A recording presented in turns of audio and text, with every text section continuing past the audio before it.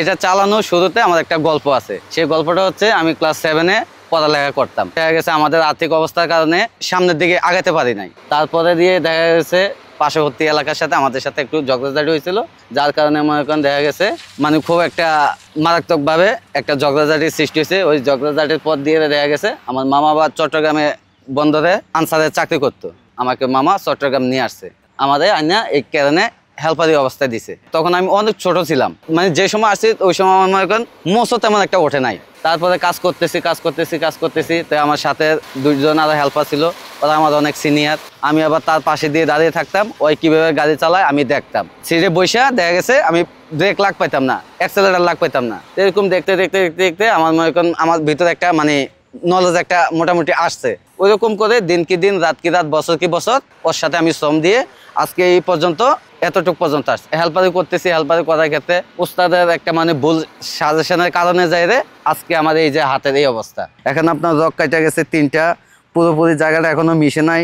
এই যে এখানে পোস্ট খাইছে, কমপ্লিট হাত সোলাই গেছে। এটা একটা হাতের বিদ্যা। বলে পড়ালেখা করলে কি ওইটা একটা কাজ না, কাজ হলেও মনে করেন দেখা গেছে হাতের বিদ্যার চাইতে কোনো কিছুই মনে করেন বড় হয় না। হেল্পারের অবস্থায় যে মানে ওই যে বেতন পাইতাম তা দিয়ে আমাদের চলতে মানে খুব একটা হিমশিম হয়ে যেত।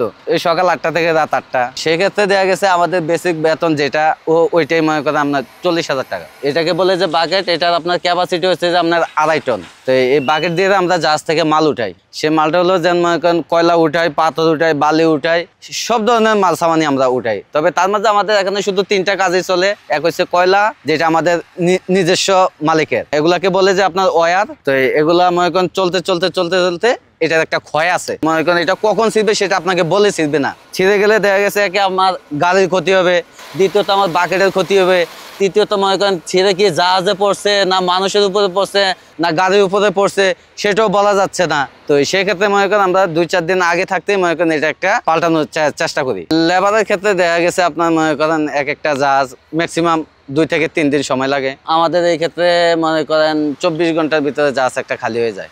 মূলত বিষয় হচ্ছে এটা আমাদের এটা জাহাজ থেকে মাল লোড আনলোডের ব্যাপার। একটা জাহাজটা যদি আপনার কাছে থাকতো তাহলে গাড়িটা মনে করেন ছোট হলে হতো, জাহাজটা দূরে বিদায় গাড়িটা একটু বড় লাগতেছে। তারপরেও দেখা গেছে এত বড় হওয়ার পরেও দেখা গেছে আপনার মনে করেন জাহাজ থেকে মাল উঠানোর সময় আমার গাড়ি উল্টে যাওয়ার মানে সম্ভাবনা থাকে।